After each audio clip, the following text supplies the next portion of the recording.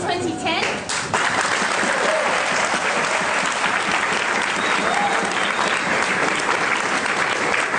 And on behalf of the adjudication panel, congratulate all of the speakers on making it to the final day.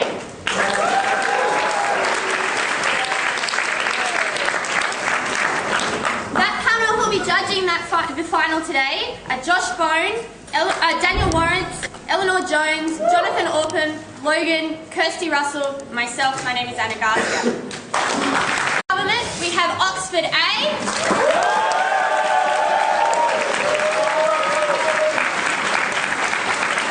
In opening opposition, Standford A.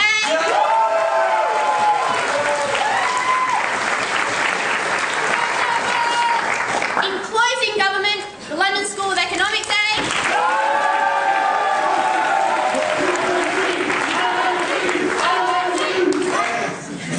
And in closing opposition, Monash A.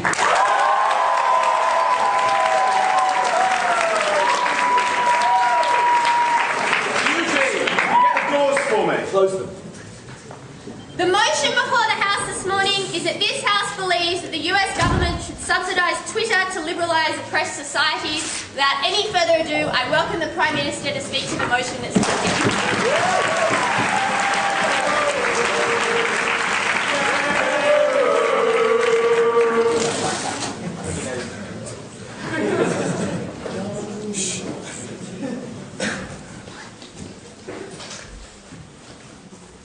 Madam Chair, if you are a government and 128 words in a text message can destroy your hold on power, then you did not deserve that power to begin with.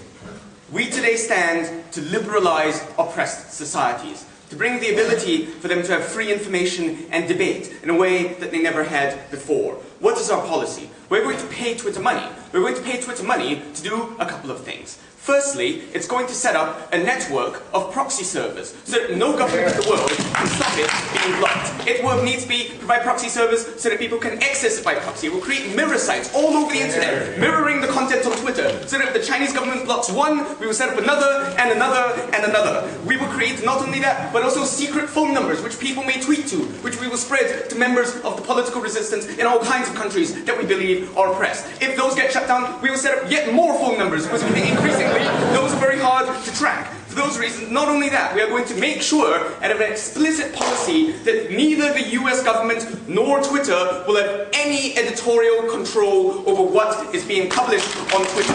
That there will be no equity policy. There will be nothing to say that it's the US government putting what it wants onto that website. Why are we going to do this? Well, I'm going to explain why we have every right to do this, why this is an effective method of overcoming regimes' methods of information control, why it will give us, no thank you, vital information to combat these regimes from the outside, and why it will give us the ability to organize resistance to these regimes from within. Johnny will talk about how it will change the ideological atmosphere in these countries to transform oppressed societies. So let's start. Broadly speaking, we think that if you have a right to control, say, expression or speech in your country, it can only come from one of two things, right? It could either be you being a legitimate, democratically elected liberal government that speaks for its people. But by hypothesis, that's not the case. So, no thank you. It could only be if there is some huge, overweening practical benefit to stopping this. But we put to you that Twitter is precisely the sort of site to which there could be no such benefit for stopping, because it's precisely a site dedicated to letting everybody have the possibility of free expression. No thank you, even if they are very poor, and even if they don't have a computer in their home, because you can tweet on Twitter by text message. For precisely that reason, we don't see how a society could possibly have the right to block that. Yes? Don't you think this is going to cause groups to rely on Twitter, which is dangerous because it sometimes goes down? Okay, wait, hold on. If that's the case, then we'll make Twitter not go down, right? We said we'll throw money at it until it's as secure as, I don't know, like the president's website.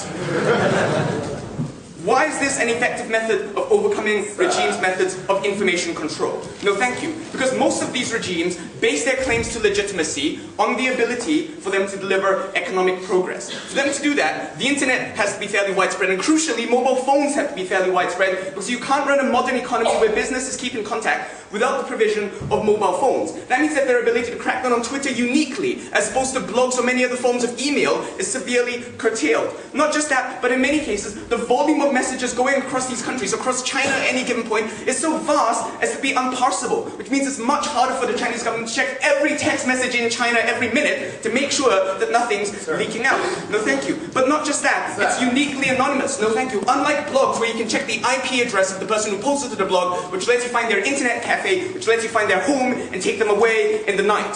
Why is that so? Because in most of these countries, the fact that people, no thank you, have no credit history and are often very poor means that the existing mobile phone networks in these countries involve anonymous pay-as-you-go SIM cards, which means you can't identify people by their mobile phone number even if you wanted to. No thank you, and even if they stopped selling all of these SIM cards right now, there would still be millions of them existing which people could use. For exactly that reason, we think it's especially powerful, no thank you, at overcoming their methods of ideological information control. No. Furthermore, we think that it will provide necessary information for us to deal with these regimes. Because in order for us to know that something is happening, we have to be alerted to the fact of its happening. We have to be alerted to atrocities. But in most of these countries, mobile phone networks are much more widespread, no thank you, than internet, than basically internet broadband, right? We think in many cases, like say obscure places in Tibet, for instance, no thank you, or in many places in Africa, our ability to be alerted to a genocide, which starts the very long process of the international community's response, will be sped up in many cases by days or weeks. Those are days or weeks in which people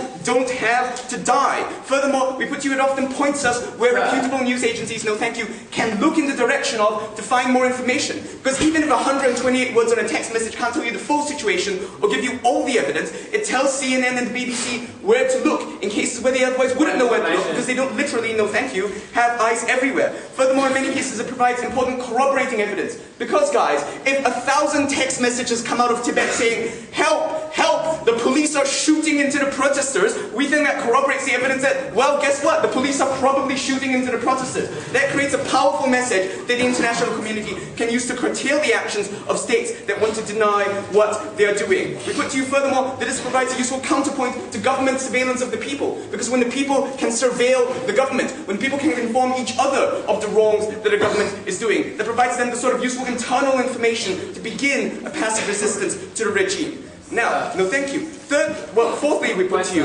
this leads, no thank you, vitally to an ability to organize within these countries, to organize the kinds of passive resistance that are necessary to overcome tyrannical states. Mostly, these resistances face, no thank you, massive coordination problems, right? Insofar as the organized protest right now, it's piecemeal because you've got to send a text message from one person to another person who sends it to their friends, who sends it to their friends. You have no idea and no way of tracking your readership. You don't know how many people will turn up to that protest. You don't know exactly how far it's spread. You don't know whether you've been effective at all, which means very often protests just sizzle out. The ability of you on Twitter to say 100,000 people have seen my posts and are coming means that you can coordinate as a society, which makes the kinds of protests and the kinds of petitions that very often bring down these governments easier. It aids things like the orange, velvet and rose revolutions that we saw in Eastern Europe, where we put to you that the ability of people to come together en masse and say, we reject your power, we reject your violence, and we reject your ability to rule over us without our say-so.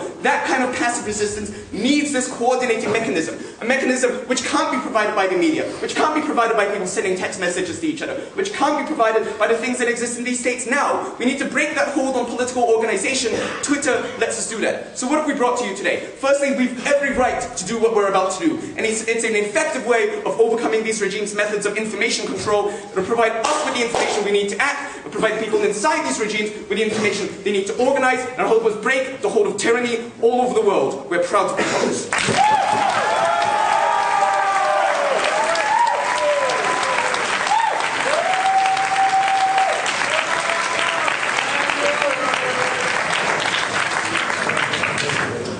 I'd like to thank the Prime Minister for his speech and now welcome the opposition leader.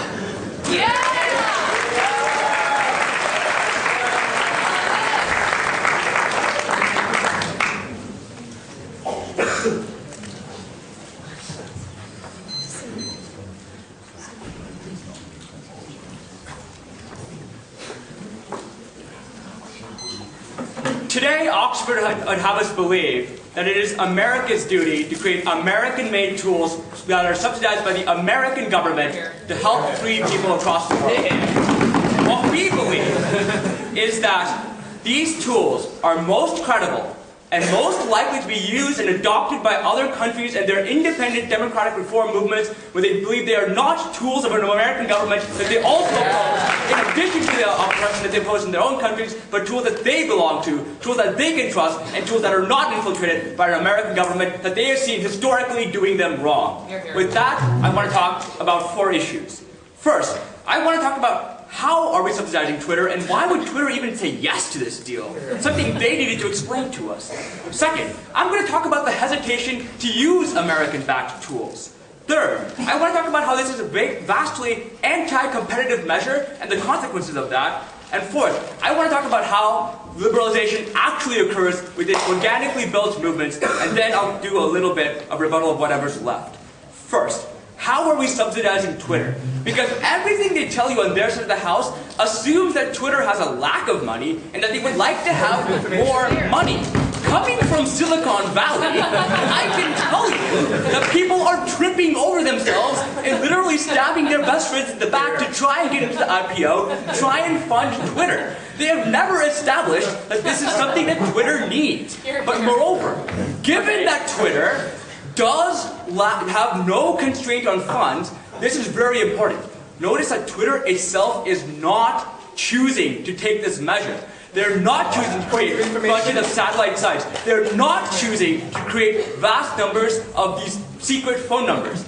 Now notice, it's always in Twitter's interest to be used more, right? So if it thought that these measures would get it used more, given no constraint on finances, it would be using these measures, right? So why isn't Twitter using these measures right now, given that there is no financial constraint, and given that having more people use it, which is what they want on their side of the house, and we're vastly fine with as well, is the goal on both sides? Well, they recognize that the moment that they start to become a tool that seems anti-government, the moment that they become seen or perceived as a tool that has an agenda other than simply serving the needs of its individual people, then at that moment, they are no longer a tool that people trust. Because the philosophy of an internet is a neutral tool, not a tool with an agenda.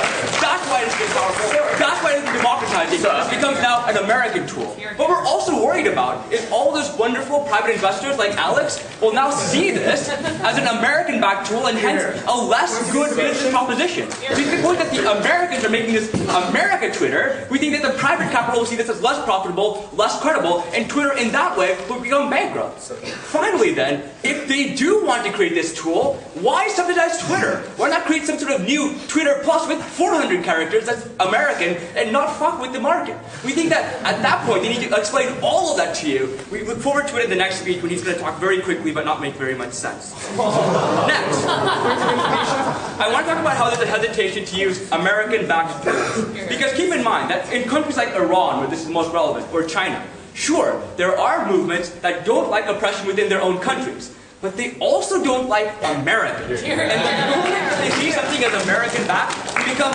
less able to use it. I think that the best example of this, looking at the first example here, is that the United States had a $120 million program to fund independent Iranian groups that were working for democracy. Now, 2 things happened. Some groups accepted this money and some groups rejected it. The groups that accepted it actually became less popular and less able to affect change because they became seen as American tools. We think at that point, we think a lot of the benefits fall because we think people will be less likely to use Twitter on their side of the house. Next, we think, I'll take you. If those groups were invisible, would they have been able to be cracked down upon? No, it's not that they were cracked down upon, it's that the group themselves became less credible. That's the point, right? And I think that given that the group became less credible with the masses because the masses saw it as an American thing, you guys rely on the masses to trust Twitter. At the moment that Twitter becomes American, the masses no longer trust it and therefore no longer use it. Second, we think that this does become a government excuse to ban things. Keep in mind that the Voice of Democracy, an American-run radio program, banned in many countries. They tell you, oh my gosh, the Chinese won't ever be able to use computer science to figure out a way to ban this. I'm not sure I would bet on the technical expertise of the Chinese. But moreover, they can do things like, let me tell you about computer science, ban the Twitter website, or 2, even if they can somehow have some sort of proxy website to try and access it, they can track who is trying to access the banned website and use it as a tool to track them. We don't think that makes any sense. Finally though, we think that the reason people use Twitter, and this is very important, is because they see it as their own tool. They view it as some sort of credibility within their own society. the moment it does not become a tool of their own, but a tool of someone else engineering their society, we think that no longer people will be willing to use it. Finally, we just don't believe that private companies can be used in this fashion. They need to give you an example in which a private company was able to take on a government and change the regime. We don't think it's been successful. No thank you. Third then, I want to talk about the notion about how this is vastly anti-competitive. Because keep in mind that the reason that we've been able to develop these sorts of tools like the internet is because we've had free competition. If their subsidy works, which I'm not sure it does, what it certainly means is that other companies will have a harder time competing with Twitter. So they first need to tell us why it's worth compromising sort of free market innovation in order to have these games in Iran. But even if they're able to justify that, they need to tell us why we're not going to have better tools for free market sort of liberalization. Because there could be the next Twitter that would be even better at this sort of thing. But by entrenching Twitter into the status quo, by creating an anti-competitive market, they are actually telling you that you can't have the next Twitter. You can't have the next generation of better tools that could even more terrify governments, more than 120 characters, if you can imagine it. So I think that is tremendously important. Finally then, how does liberalization actually occur? And I think this is very important. Because the moment that outside forces try and use some sort of tool to influence what's happening in these countries, they influence who's taking powers, even if it's a secondary or tertiary effect. By investing in Twitter, maybe you're making sure that nerds take over the country. But here's the thing, right? This is very important. By influencing the outcome, you make that outcome non-organic, and that means that there's not going to be a long-term resolution. Because the most long-term resolution is what would have happened in that country organically, fighting for change on its own, without outside interference. That is the most stable outcome. And until you get to that stable outcome, there's always going to be some level of oppression, there's always going to be some level of instability. Because we have no idea why Twitter needs this money or would take it. Because this would make it an American tool that people wouldn't use, because it is anti-competitive, because it is non-organic, we are very proud to oppose.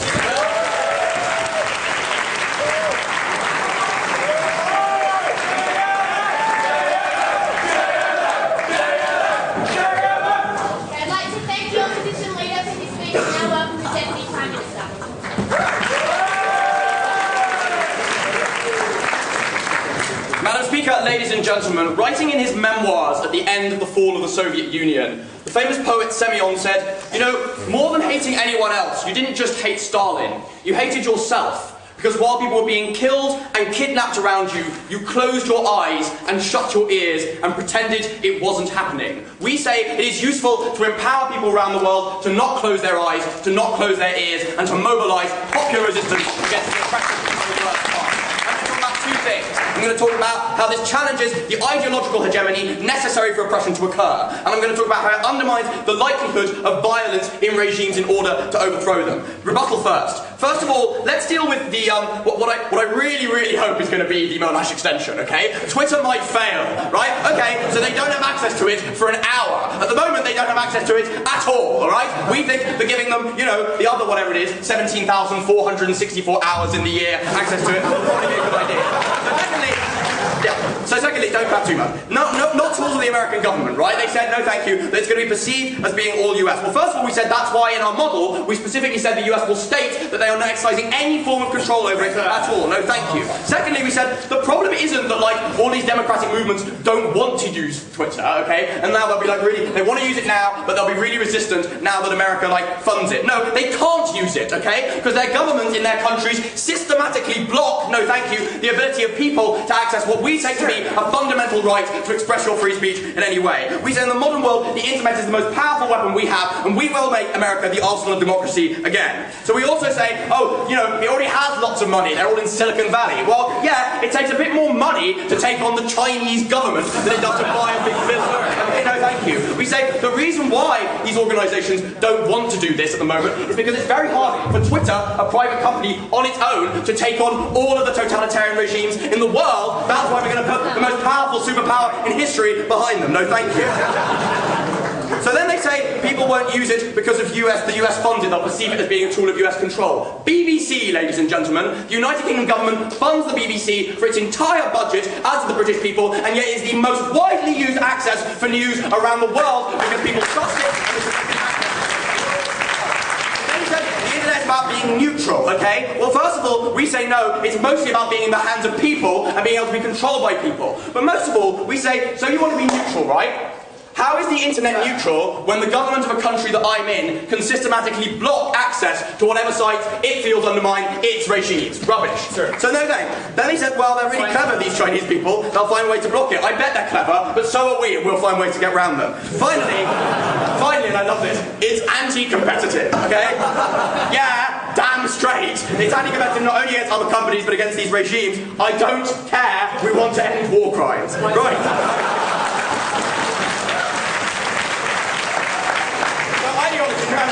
No, I don't think so. Ideology, okay? Oh, and incidentally, one other thing, right? We appreciate this is gradual, right? We appreciate this is a general effect. We appreciate things aren't going to change tomorrow. If anyone in opposition gets up and says, oh my god, they think that overnight these regimes are going to become free, I will literally leave this room, okay? No thanks. No. Right.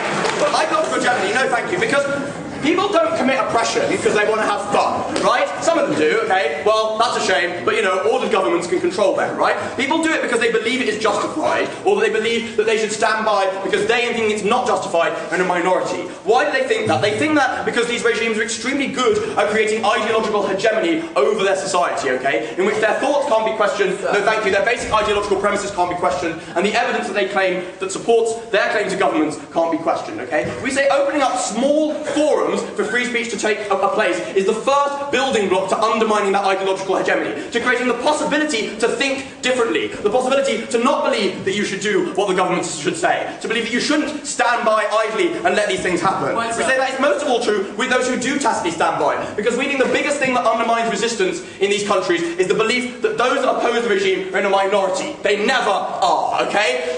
These regimes rule in the name of a small ideological clique, no thank you, and oppress the rights of millions. We think they should be aware of that. This empowers them to do that. We also say it undermines the ability of those regimes to claim legitimacy dependent upon the suppression of truth. These regimes are often tacitly supported or not opposed because people genuinely believe that, you know, life is getting better, everything's improving, everyone's got houses, and those whose no, thank you, own experience invalidates that belief that they are in the minority. Once everyone gets on Twitter saying, why am I still on $1 a day? Why do I not have a house? Why do I not have food? That undermines legitimacy of those regimes that they depend on. But moreover, this creates important deterrent effects, right? It's one of the most easy reasons why acts of oppression and human rights abuse can occur is because the people believe that the victors write the history and that no one will ever find out. I'll take you in a second. In the Holocaust, the Jews were systematically told, you know, not only can you not resist us, but we don't care if you could, because history will never know what we have done. Because they seriously believe that they can ideologically control the evidence of those war crimes. This undermines that. It's much harder to do them when you believe and you know for a certainty the world will find out. Go. We tell you that people fear the United States. They might even think that the US is now tracking their conversations and using it against them. Alright, well on the other hand, they can tell everyone that they're being shot. I don't care, okay? They're much more fearful of the idea that they have no way to resist the oppression regime which systematically violates their rights. No thanks. We also say, no thanks. No.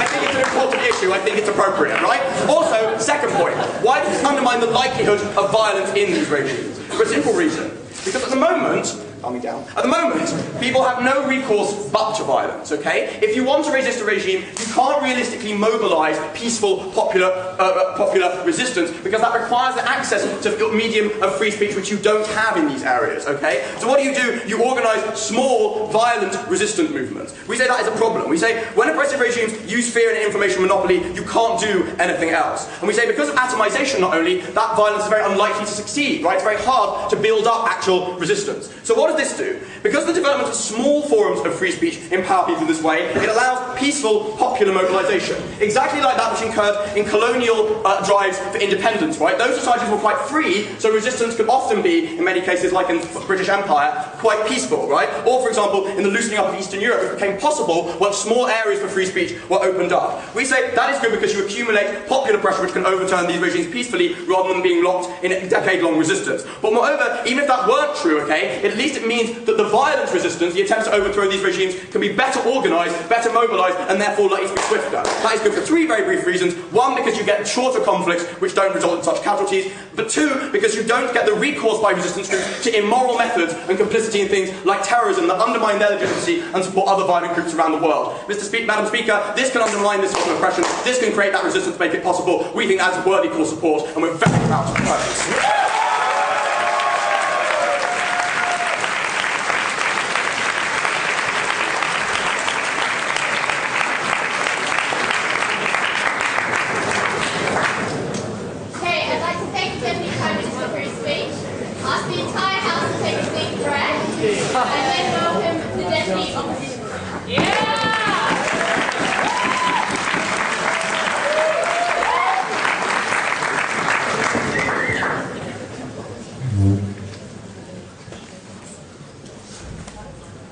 it off.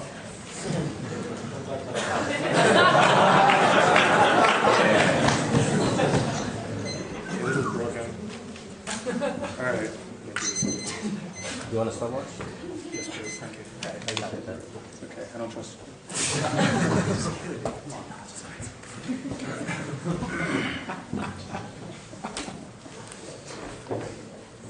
Thank you very much, Mr. Speaker. Mr. Speaker, Johnny was very excited. He was very angry. He kind of lost his shit a little bit. But he lost his shit because he knew that there's a couple of problems in this case. He knew that his entire case is contingent on certain things. First of all, this is not just an American opposition. They have to prove to us why Twitter would accept this. This is an important issue. Because why do people go to Twitter?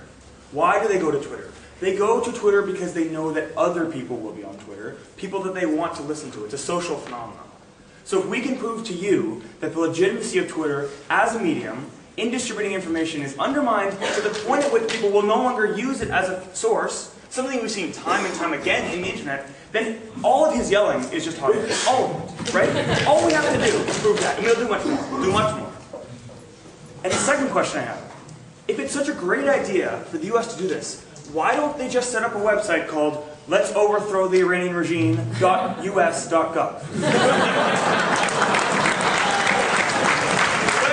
I've got a great idea. Let's make it 400 characters. 400. You know, maybe you could actually say something. Second of all, let's talk to you a little bit about venture capital. Because it's actually important. Twitter could snap its fingers and get $10 billion tomorrow. $10 billion. How much money is the US actually going to throw at this? And how much do these proxy servers actually going to cost? Points of information? So to the point at which they don't have any incentive to take on this, but they lose all of their credibility as a medium, why would they possibly accept this? This is not just a fur-feet off. This is actually saying the very core of their appeal is undermined by accepting something they have no incentive to take. Information? There are people in my MBA program who would kill their mother to work at Twitter. There are venture capitalists who would literally take Monash and do unspeakable things just to give them $1 because they think that in 10 years it'll be worth $10. If they fear at all that the US government's intervention in this system will undermine it as a platform, they will not give it money. Point of information? No, thank you. Thirdly, they need to prove to us that somehow the US's promise not to interfere is credible. Right? So the US government's reputation on doing this kind of stuff, how is that going for you, proposition? We do not spy on our own people. 10 minutes later, well, we only spy on some of our own people. Well, actually, we spy on all of our own people. But, you know, we only record the naughty words. I mean, that's just insane, right? I mean, think about how incredible it is. Finally, let me talk to you about the logic of their proposition, because even if I concede it's going to work, right? Even if I concede it's going to work, what is the core of the problem here? If proposition is right, more people use it. They become more dependent on it. They become more dependent on the proxy servers. They become more dependent on a US instrument to get the liberalization and the coordination efforts that proposition is claiming. The movement itself becomes more dependent on US backing, which is exactly the thing that this region which is seen to be basically removing any credibility they have. Finally, Alex. They talk about coordination. Before I get that, I'll take back half. Yeah, because, you know, all of the opposition movements right now are not dependent on the US at all. I'll talk to you a little bit about the Iranian Revolution and the Iranian movements, but the preview of it is that we already have all the elites in Iran right now. We already have them all. They all basically, they all like us pretty much. So they don't like us. They all don't like the regime. What we need to do is get the rural people who coincidentally don't have the internet. You're here. That's actually the problem. And you know what? Actually getting beaten over the head by the Wudc militia might be a good thing for the movement at this point in time, in convincing those rural people that they have an actual cause. That's the preview in case I run out of time. So they talked to you about coordination. And as I said, all of their coordination stuff is contingent on stability. Let's talk to you about mobilization. I'm gonna do this Iranian thing right now, okay? All the elites exist in Tehran. They all have internet. They're all having a good time talking on Twitter. Alex. Amazing, right? They all agree with us already. The people who don't agree with us, the people who we need to get this movement started, are the poor rural people in the hills who the regime, Ahmadinejad, uses for the basis of the Wudc militia. He gets these people poor and educated and brings them into the society. If we actually convince these people that the regime is bankrupt morally, then we actually win this war. We actually win this war of ideas that proposition's telling you. So I'm telling you that even if they get the coordination effects they want, even if they get them, it doesn't help because the movement itself is tainted by the U.S. interference. Let me talk to you now about why it's a bad idea for the U.S. in general in history to be interfering in other regimes' politics. If we look at the legacy in Latin America, every time the U.S. does something to try to help democratization, basically what happens is they cause political instability, and the unintended consequences of political instability mean that everything that happens as a result, all of the human rights abuses that occur, are put on the U.S.'s head. It's happened in Latin America, it happened in Pinochet, it happened over and over again in Iran, because America actually supported the reform movement in 1979, and because of this kind of cluster F of like what happened, people said, well, no, they support the Shah. They actually supported the liberalization movement, but all the people who knew that were dead because the Iranian extremist clerics came and killed them all. So just be interfering in this regime means that when you don't know when it's going to happen later, when this happens, it gets put on your sword. But let's look at successful mobilization movements. Let's look at the Soviet Union. The post-Soviet bloc is example time after time of how you can do this. Look at Czechoslovakia with the Charter 77 movement. They said, I will make you do unspeakable things to me to show that you cannot convince me with your words, you have to use your truncheon. They said, I will make you do awful things. I will challenge you to dehumanize me in an effort to prove that you are right. And that is the way they convince the populace, because the leaders said we will not go that far. That is how you get real mobilization movement, not by tinkering with the internet. Now let me talk to you actually about venture capital and companies interfering with the political, because this is important. When you interfere with the market, it's not just this nebulous point of interfere with the market. It's that markets are really good at giving consumers what they want.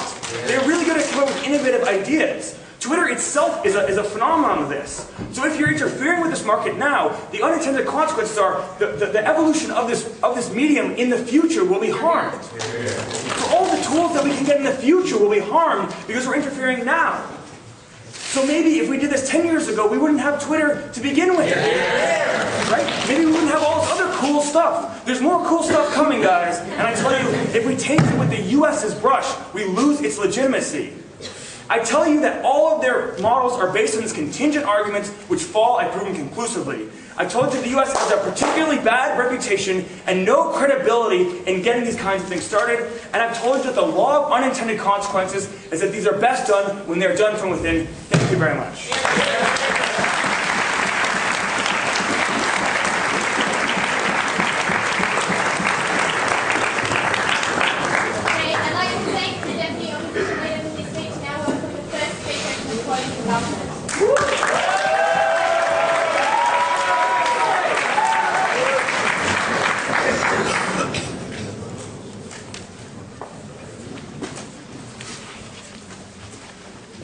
I have 2 points of rebuttal and 2 points of extension. First, the 2 points of rebuttal. Firstly, the question, why Twitter? Why not overthrow the Iranian government.us.gov? Firstly, the idea is we're betting on a horse that has already won, right? The idea, this is familiar, this is used already, so many people have already chosen it, and the fact that it's already a symbol of rebellion in these countries is the reason why we're choosing it. We're not imputing preferences onto people, we're actually taking the preferences that people have and backing that winning horse. At this point, all of their analysis for why it loses credibility when the US interferes goes down, because what the US shows is that it's becoming an ally to the cause that already exists rather than imposing a cause onto these people. So that's why we're doing Twitter. And the idea is Twitter's good, we don't know how good the US government site would be, right? Twitter actually works. And secondly, why is this going to be a credible promise? Well, firstly, we say it's reasonably easy to spot censorship within Twitter. You type something up, you click, it doesn't show off, at the point in which opposition groups stop using it. So we say it's in the US interest to actually make sure that this is a credible kind of institution. It's exactly the same principle as an independent central bank, right? Like the idea is, ladies and gentlemen, that you would love to be able to break short-term promises for short-term gains, just like raising interest rates through the roof, just to get rid of debt like the Germans did, but you realize that you keep it distant because it undermines the very credibility of the long-term goal. Because the US knows the long-term goal, they're going to keep it credible. But let's talk about the extension, because that's way more interesting, right? My first extension is economics. And we're talking about why investment bankers are evil. What's going to happen to Twitter, and why it's going to get corrupted if we just let it happen, right? Our biggest fear, ladies and gentlemen, is what Standford say is going to happen to Twitter is going to happen. That it'll go public like Google. Because small internet startups can't afford to do all of the things that they really want to do. They can't afford all their servers, they can't afford all these mirrors, and so they take things like private money. They get bought out by venture capitalists that later sell it on to a public company. Now, what are public companies generally motivated by, right? They're all motivated by profit margins, improved share prices, and things like that. We want to avoid that, right? Because at the point where you get into an IPO like Google, where you're basically motivated by money, what are you more likely to do? Are you more likely to stick to your ethics of do no evil, or are you more likely to sell out to the government of the single largest market in the world and take away all of the things you did? Are you more likely, like Google, to censor yourself, to actually make sure that you pander to the government, ladies and gentlemen, or are you going to hold your values? We say if you listen to Standford, they will go public, they will sell out, and we will lose the only tool that we have, ladies and gentlemen, for success, no thank you, in these markets. That's why we want to fund them. We don't want them to go public, and we think that's perfectly viable, right? We say we're okay with demeaning free market principles, ladies and gentlemen, to actually ensure that Twitter doesn't get censored, yes. So now you're saying that you're working against the owners of Twitter, so they would not accept it. Right, this is the interesting thing. Are you proposing buying Twitter from the US government? No, I'm proposing subsidizing them because the majority of startups don't like losing control to public ownership. Google hated selling out. The point is they all lose control over the original goal of Twitter. Twitter's founders love the fact that it's used in Iran. We say that they know that when their stockholders force them to censor themselves to gain access to countries like China, gain access to countries like Iran, they will actually choose the US government option. We say that's perfectly fine. And secondly, we say the reason that this subsidy is necessary is because we need to counter state-sponsored oppressive tools, right? The Chinese government is releasing its own version of Twitter. The Chinese government already released its own version of Google called Baidu, right? We say that this is needed to actually make sure that this Chinese government person doesn't win out, to make sure, ladies and gentlemen, that the playing field is even. And also the fact that it needs to counter existing state-sponsored media in all of these places. So this is why, ladies and gentlemen, from a perspective, we view the worst possible thing that can happen to Twitter as selling out. And so we answer all of Standford's questions about why this is actually necessary. But what we want to look at next is why this is the most appropriate foreign policy instrument, right?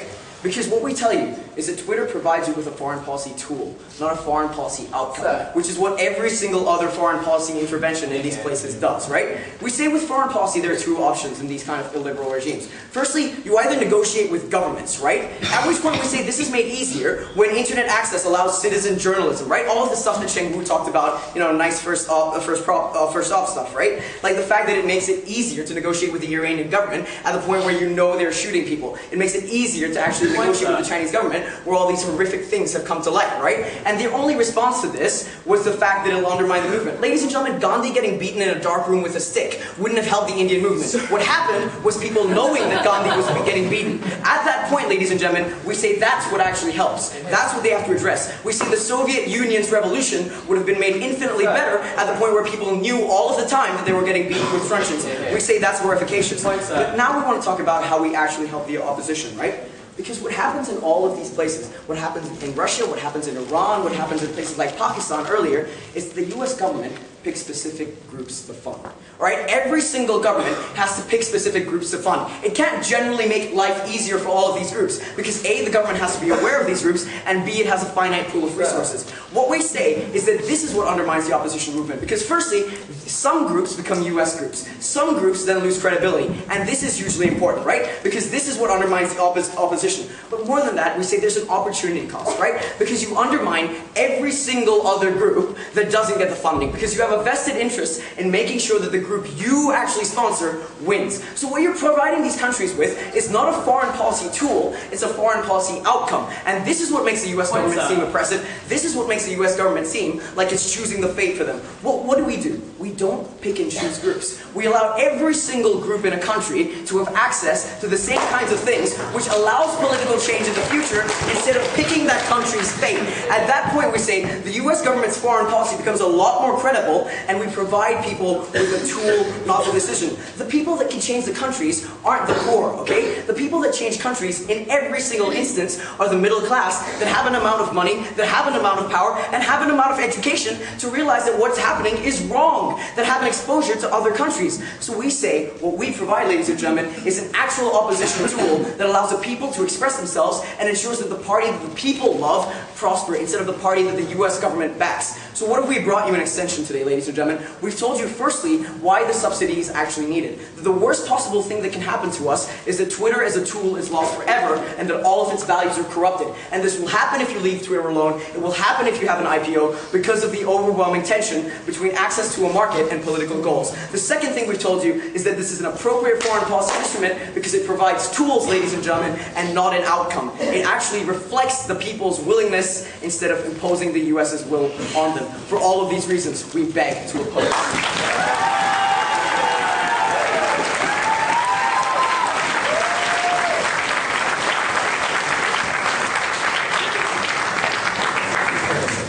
Let's take a speaker his speech and now welcome the first speaker to the closing opposition.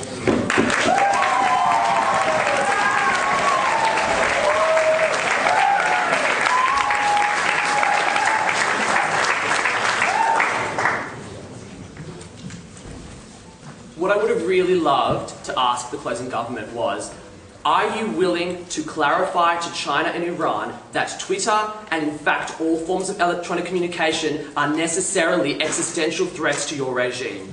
I want to know whether the government is okay with that, because that is what they're doing. They are changing the balance that these countries face right now between accepting some internet freedom to allow for commerce, whilst recognising there is some risk of instability, towards saying that this is necessarily going to be a form of destabilisation of your regime, because that is exactly what the US government is trying to do with the internet and with Twitter. We're really worried about that, and that's why we're going to extend this debate. The opening government said they want to stop war crimes. Our extension on closing opposition is going to show you how their model makes governments more controlling and weakens opposition groups. And I'm actually going to get Canadian and everyone's ass here and do my extension first and my rebuttal at the end. So brace yourselves.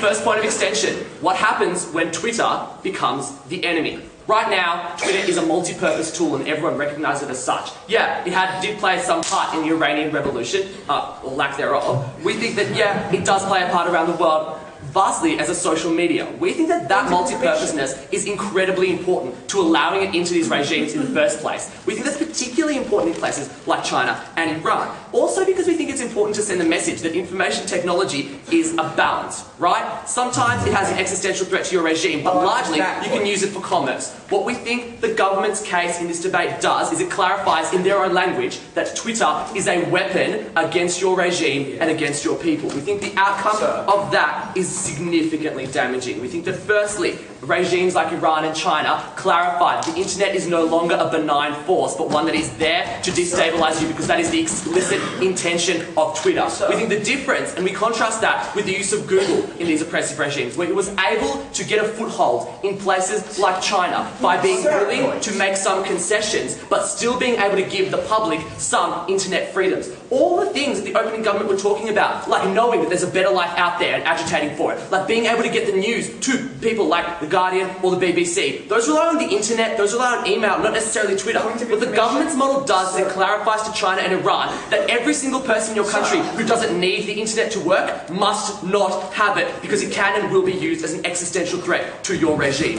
We think that most people in China do not need the internet and do not need cell phones for their commerce. We think China is not going to be worried about shutting down internet access. We think they've already put things in computer to filter things. We think they're going to put things in computer so that all you can play is solitaire. No,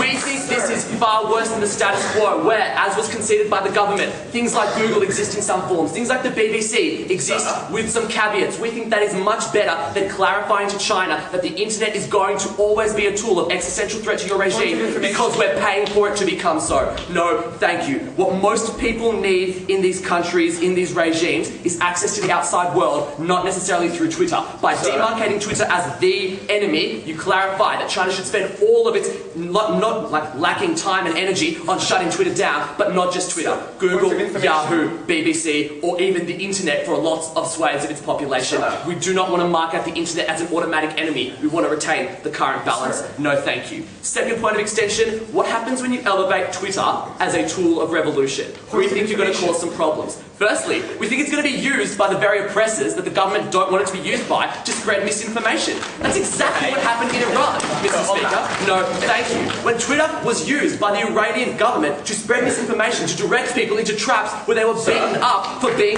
foreign. We think if they don't use it for misinformation, they will almost always be able to use it to monitor the conduct of their people. So that when the opening government says, you can arrange gatherings, necessarily for everything the government said to work, you have to have an open profile, right? So that everyone around the world can see what's happening. We think that firstly, people around the world tend to know what's happening. We point you to every shit place in the world that we know about. No, thank you. But secondly, we think that having that open profile means the government will see exactly where you're going to gather, exactly who are going to be the leaders of the potential overthrowing regime and kill them. No, thank you. What the government is doing by clarifying that Twitter is the tool of revolution is clarifying exactly where to go, exactly how to best and most efficiently oppress your people. No, thank you. The second problem that we have with elevating Twitter as a tool of revolution is reliance. In a moment, Shengwu. We think there's going to be reliance on Twitter as a tool of revolution. I point to this in a point of information about downtime. Like, if every single tweet is crucial, if every minute is crucial, then yeah, an hour of lost time is potentially deadly to a lot of people. But most importantly, it's not about accidental downtime. Twitter is, for the rest of the world, a social media. What happens when you get 3 days of downtime when Tiger Woods sleeps with a prostitute? That's 3 days when everyone who relies on your model doesn't get the very thing that you've enticed them to use as their tool of revolution. You are encouraging people to be worse at the very thing that they want by encouraging them to rely on something that for the rest of the world is a social means, and every time a celebrity dies will be useless to them. Sir. Look, we just think it's transparently clear that when Wahhabist clerics can post whatever they like on Twitter, that it won't be the mouthpiece of the US government. Yeah, I don't think so. What we do, and I'll tell you this right now, is you empower dominant regimes by allowing Twitter to be the tool of revolution, because it means that every message on there is necessarily financially a tool of the US government. And also, transparently clear is a redundancy. No, thank you. We think that many regimes that we are talking about, particularly China and particularly Iran, get a lot of their power with their people by clarifying that they oppose the United States and they stand up to them. What happens under the government's model is you can point to the very messages on Twitter as messages of Western hegemony. No, thank you. You can point to democracy as a tool of Western hegemony. You can point to the very things that even the domestic populations want as not something that is coming from Iran, but something that is coming from outside. And it's the most damaging thing you can do to an indigenous movement for democracy. What happens when you tie an opposition to the United States is you make it absolutely have no credibility. We point you to Masabi in Iran. It's exactly what happened to you. We point you to Chalabi in Iraq, who was tied to the United States and never taken seriously by his people. If you really want to help revolution, the model does not work. Finally, on refutation, will the model actually help revolution? No. It helps oppression, it weakens indigenous voices. The West will not act just because they know that something is going wrong. We know things are going wrong, but we don't act automatically. Importantly, we think you waste political capital with countries like Iran and China by jamming this into their countries and clearly trying to undermine the sovereignty of these nations. How are you going to negotiate with Iran to calm the F down if you've already jammed something destabilizing into their country? Finally, will Twitter become evil if we do not pursue the exact model proposed by the government? The extension of the closing government was an argument for banning Twitter from floating on the share market, not for the government's case, and that's why I gave it the 3 seconds it deserved. At the end of this debate, both sides want to stop war crimes. One side is going to make them worse by making Twitter the enemy, making the internet the enemy, and elevating Twitter as a tool of revolution that can be used by both sides. That's why we oppose.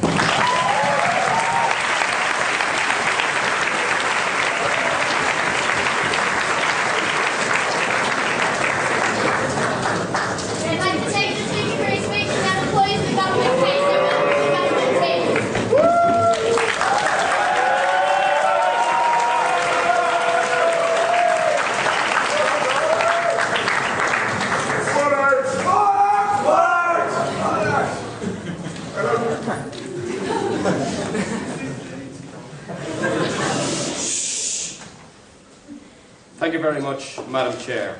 OMG Russel. Like, seriously. This single, China's going to ban the internet extension that we got because apparently it's not necessary for commerce. Apparently it's not necessary, and they'll realise this and just ban all the things within the internet, okay? For the first time in my life, I have 6 points of rebuttal to an extension. And then I've got 2 points which I want to talk about. Firstly, I'm going to talk about will Twitter be trusted? Because I think a big crux of our case is the fact that it will still be trusted, and that is why it will be utilised as a tool. And secondly, I'm going to talk about broadly interference in politics, and why we think this is exactly the kind of way we should interfere in politics. Because there's no contention on this side of the house that we shouldn't interfere, their only qualm is how we should do it. But firstly, extension point number 1. We are clarifying to China that the internet is a threat. Firstly, I think they're probably already aware of the fact that it's a threat.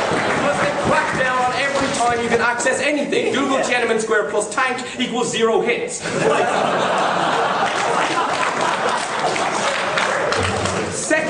we were told, and this is why I was shouting at the start, apparently China will realise that they can carry out commerce in other ways, so they will remove the only thing which gives them immediate access to 6 billion people. Like, I think I could probably stop there and probably win that debate. But the point is, we think there are the reason they don't do that now is because they realise the trade-off isn't worthwhile. They will only restrict access to the point where they are able to. As we got from first prop, we will get every computer scientist in the world and fly them in like we did in World War II to make sure we can't actually still get access to this stuff. That was ludicrous, okay?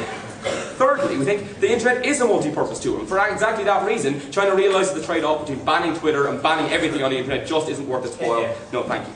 Their second extension point, if it can be so called, was the fact that it was misinformation may be propagated by the fact that there are certain people, like in the government, like the Minister for, I don't know, rape and pillage, will post something bad, okay? But in one, there are more people than there are people in the government, okay? There are also lots more people who use Twitter than government members. And at the point where they see stupid crap on the internet, there are lots of people who go, that guy's posting stupid crap. He's from the government. We are being shot in the face. There are more people than you say there. Secondly, second point, okay, well, we can tell you that we know about all the bad things which happen in the world because of all the shit places that we know about. Yeah, that we know about. The whole point that we don't know about. I'm sorry, the third thing in this extension was downtime equals bad. Like, we agree, but his point is premised on the fact that a lack of access to the internet and Twitter will cause people to be harmed.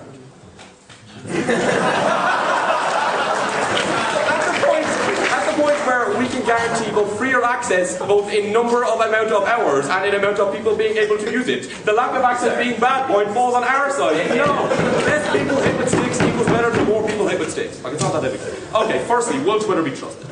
We had the analysis from opening government. Actually, go opening government. How do you sell the liberalization movement to the poor rural population if all the elites who use it are dependent on US funding? Okay, flag this up. I'm going to come back to his we already have all the elites on board thing. Because that's actually specifically harmful, but it will be in my second point.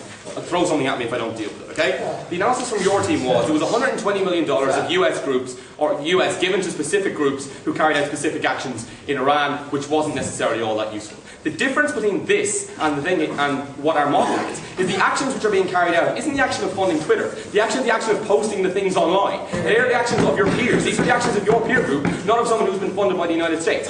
I am not funding Iranian people to post on Twitter. I am funding so Iranian people can post on Twitter. The legitimacy devolves from the actions being carried out, not from who's specifically funding them. But secondly, there was no response. And like he said, I'm going to do my extension first in a very Canadian way, and my rebuttal at the end. No, you did the Irish thing, where you did your extension first and just didn't do your rebuttal, right? We shall have 2 points, both of which may not well have existed for what we heard from the extension speaker, right? The first one, no thank you, was, okay, the problem here is allowing opposition to be delegitimised. That is an argument, if we funded a specific opposition group, that group becomes a Western tool, that group loses legitimacy. We agree. All we are doing is taking a horse, like Rashab told you, which is already A, the one which people choose, and 2, a sign of protest within the country to further facilitate the actions of all of the opposition groups, not specific opposition groups. That means the US can't, unless they're going to think that maybe, hang on, I'm a tool of US oppression. All of us are tools of US oppression. We may as well not oppose anything. I mean, people don't realise that they are the opposition groups and not specifically US tools. No, thank you. Will Twitter accept this? No, thank you. And will Twitter go? Again, Rashab's analysis about why Twitter will... Twitter, as a company, has values. Their whole point was we are free speech for the masses, okay? They want to withhold those values, and they want to keep them as long as they possibly can. At the point where they disappear onto the private market, the share price and etc. becomes the powerful force which forces them to change. They want access to the Chinese market, they want access to everything else. Their example was the fact that Google got a foothold in and was fine. I think it's ridiculous in the sense that Google just benched to China's will and restricted itself. Twitter will be forced to do the same at the point where the share price is the important thing. They will want access to that market. The US subsidy makes it a valid choice for them, monetarily, to maintain their convictions and get access to those markets, but on their own terms. To stick to their ideology and to stick to the ability of propagating ideas. Okay, the second idea of interference in politics. Government, we have Oxford A. Couldn't possibly interfere in a country. We need to let things happen organically, because otherwise the bad stuff that happens might fall on us. That is an argument for never helping anyone who's been oppressed ever. Iraq wouldn't have happened, Afghanistan wouldn't have happened. Like, funding any opposition group, like you said, was okay, wouldn't have happened. Never facilitating anything because you might face bad consequences isn't an argument. Secondly, it's better to do this from within. I'm going to quote the speaker because his quote actually works for us. No, thank you. Firstly, he said, you can't use your words, you need to use your truncheons, thus you're being driven towards violence. This prompt means that you can use your words like a truncheon. You can use your words to tell other people your plight, to tell the plight to the world, which means one, it means your words can put a bullet hole in the heart of the government which is oppressing you, and two, it specifically means that you don't have to opt toward violence because you have the ability to use your words. Thirdly, this has no effect, apparently, too. Firstly, the small amount of exposure which people using Twitter got in Iran forced the Iranian government to declare that some of the votes were invalid. I mean, that is something which the government were forced to do at a point where some exposure was gained by some tweets. I mean, more tweets equals more transparency, purely because if there are hundreds of thousands of people posting, the more international pressure develops, and the more these countries either have to say, A, I don't know what all these hundreds of thousands of people are talking about, I couldn't possibly imagine anything bad happening, or B, they actually have to declare that some bad crap has happened and attempt to mitigate it, because as much as I want to claim that they are entirely pariahs, we don't think that's entirely true. And finally, oh, this is brilliant. Okay. We don't, talk good one, okay. First one, we don't have the ability to do this because it looks like we're pandering and nothing happens. For any of his analysis to stand, he has to show us why specifically our actions lead to delegitimization. We've told you in several areas how, firstly, if we funded a specific group, your arguments might stand. If we funded specific actions, your government or your point might stand. We are funding a group which the people have chosen as their own to facilitate the actions which the people have chosen as their own, and not picking any specific group within that. All of this is perfectly consistent with foreign policy, but without the negative effects of people getting whacked on the basis of it. We are very proud to propose this.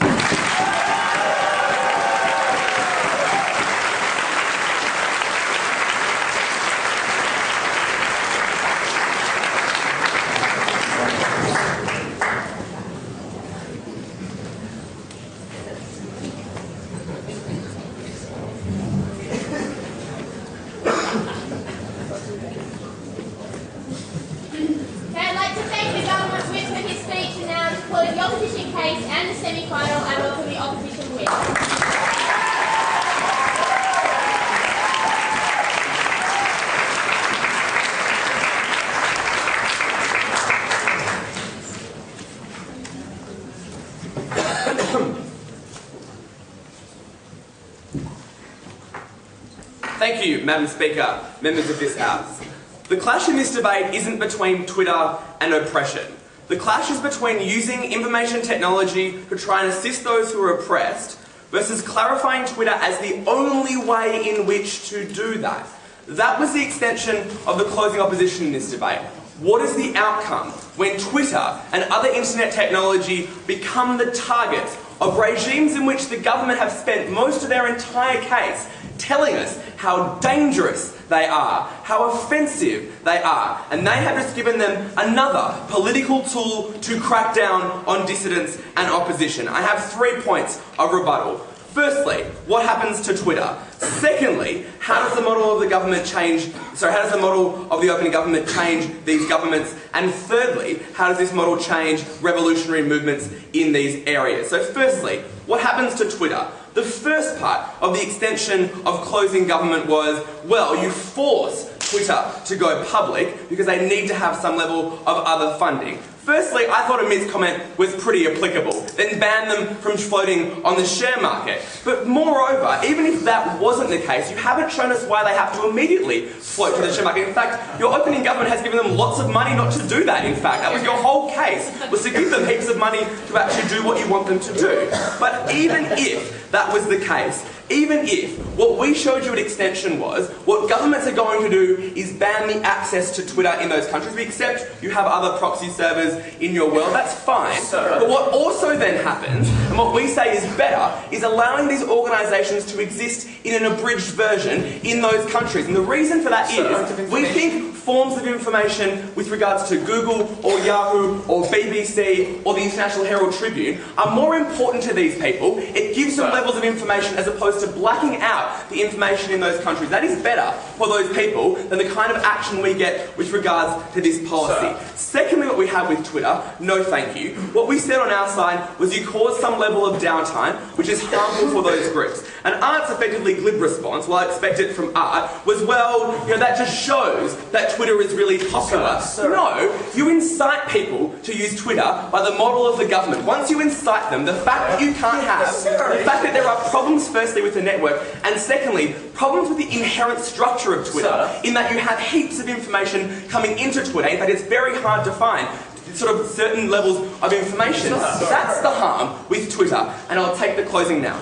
Either Do you think that the Iranian government does not recognize already that A, Twitter is dangerous, B, it's run by 2 American white guys, and C, that news cannot already be blocked out? Yep, they do. What you just did was effectively put an American flag on the Twitter website, and say that that's okay, and everything that is coming from it is supported by the US of A. If you want that to be the case, that's fine, but you're going to lose. Secondly, no.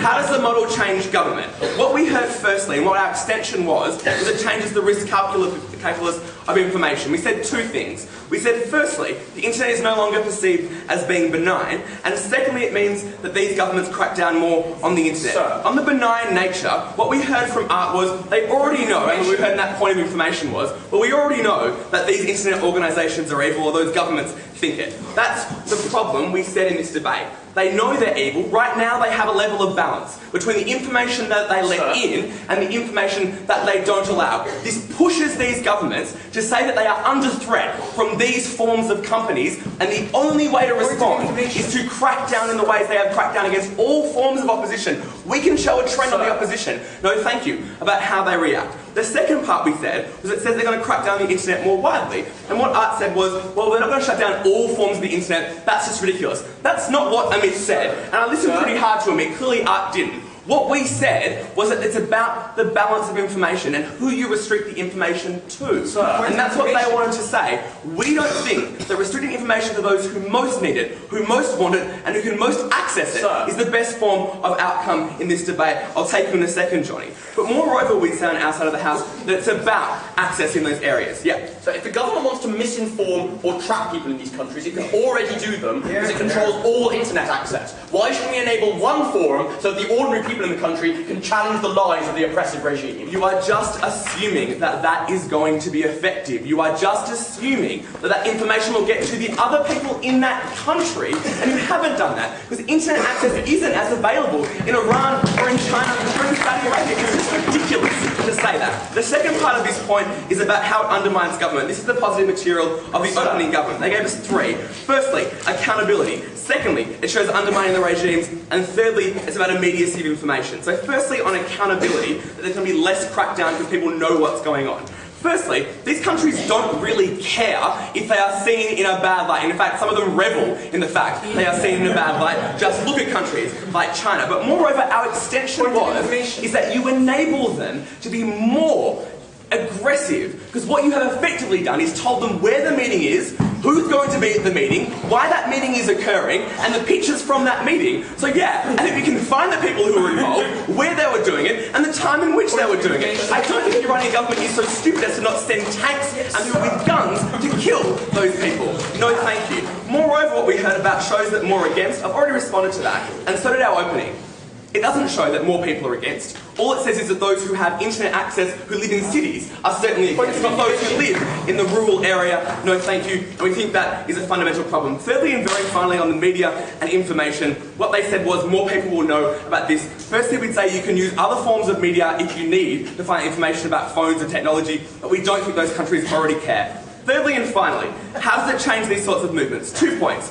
Firstly, it helps them, and they said on this side of the House, it helps them because they are able to get their message out. It aligns them with the United States. The only response we got from Johnny was, well, the BBC isn't seen the extension of evil. In fact, it is in countries like China. They will shut down the BBC with regards to that. What we said was, and what Amit said particularly, is when you have things like Ahmed Chalabi or Aung San Suu Kyi who are seen as aligning themselves with the United States, they are pushed out. What we then heard was with regards to this extension, which is that what we're doing is we're not funding some, but we're helping all. The problem is, firstly, we think you're picking winners still by putting it all towards the opposition, but secondly, you undermine those groups who don't want to be aligned with the United States, who want to get political traction by saying we have nothing to do with you, but you have to use Twitter because everyone else is using Twitter.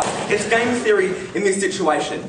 At the end of this debate, Madam Speaker, we stand outside the House that we think the status quo is by far beneficial to the fact that governments will continue to crack down on technology. We proudly beg to oppose.